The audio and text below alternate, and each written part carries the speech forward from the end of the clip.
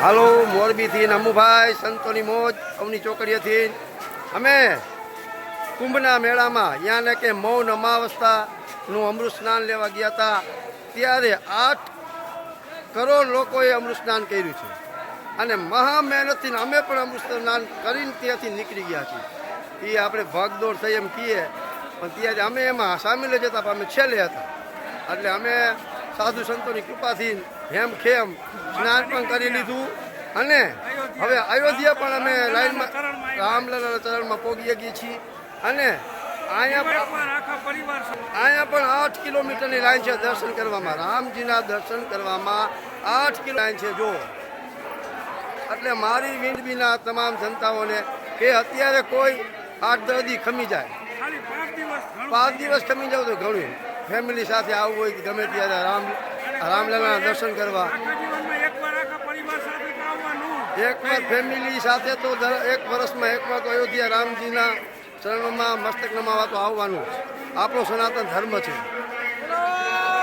જય શ્રી રામ. તમે લાઈન 10 કિલોમીટરની લાઈન છે. આમથી નામ ઈંગલા ગ્રીલું ગોઠવેલી છે. હનુમાન મઢીએ તો અમારો વારો ન આવ્યો દર્શન કરવાનો.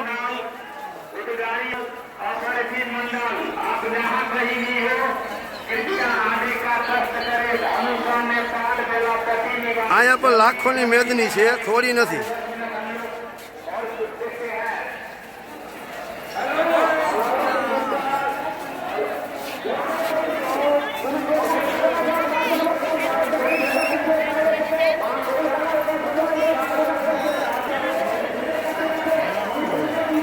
सजा दो घर को गुलशन सा अवध में राम आए.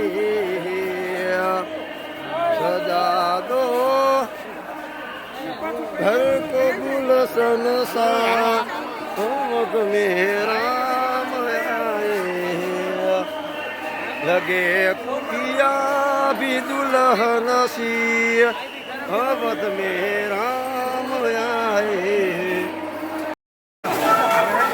હાલો મોરબીથી નમુભાઈ સંતોની મોજ અવની ચોકડીએથી અમે કુંભના મેળામાં યાને કે મૌન અમાવસ્તાનું અમૃત સ્નાન લેવા ગયા હતા. ત્યારે 8 કરોડ લોકોએ અમૃત સ્નાન કર્યું છે અને મહા મહેનતથી અમે પણ અમૃત સ્નાન કરીને ત્યાંથી નીકળી ગયા છીએ. એ આપણે ભાગદોડ થઈ એમ કહીએ, પણ ત્યારે અમે એમાં સામેલ જ હતા, અમે છેલ્લે હતા.